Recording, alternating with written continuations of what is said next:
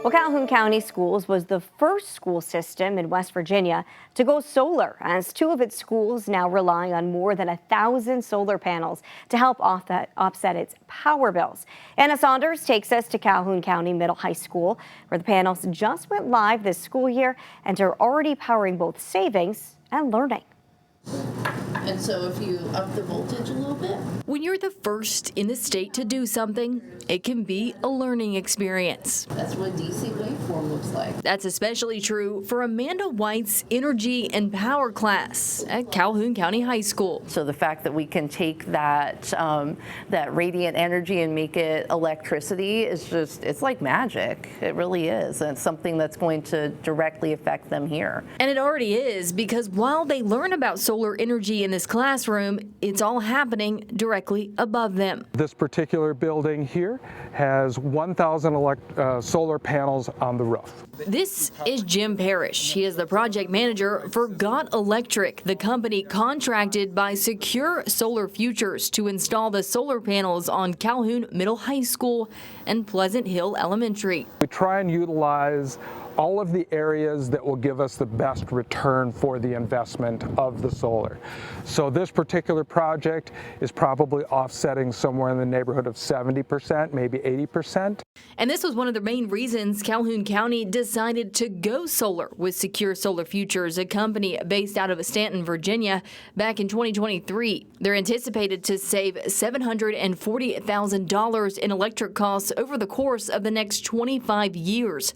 The school system also received a grant from the Coalfield Solar Fund for $75,000 for going solar. Just like any other school district in West Virginia, you know, with their enrollment and the budget for the state, you know, we saw it coming down the road that, you know, that number could be shrinking. So this was a way to help us financially, potentially, but really the educational component, you know, is what really sold us on this. A former student even got an apprenticeship to help install the panels, and in White's classroom, they worked on throwing solar shade projects this year to incorporate it into research projects eligible for scholarship money. So it's just one opportunity to explore this stuff further, and my students in Energy and Power absolutely love that. And while it took legislative action in 2021 to allow for schools to enter into what are called purchase power agreements for solar energy, there was an effort this past session that would have essentially put a stop to it. Senator Craig Hart introduced a bill that would allow only for schools to enter into 5-year agreements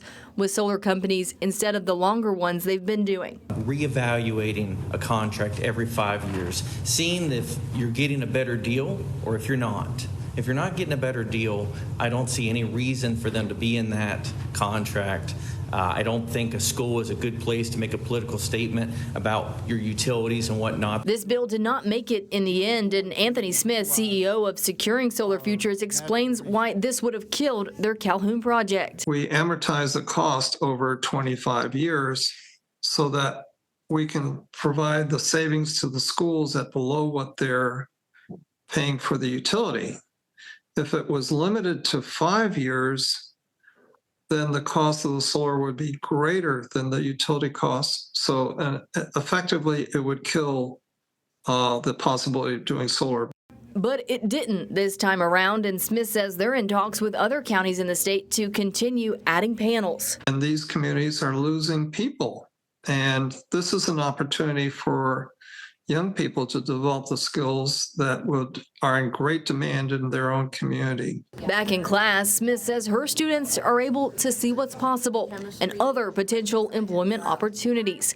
She says what's above them is showing them what could be in front of them.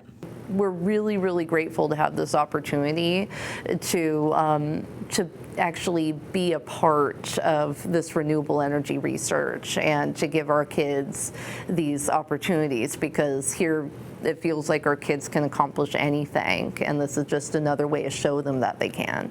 In Calhoun County, Anna Saunders, Eyewitness News.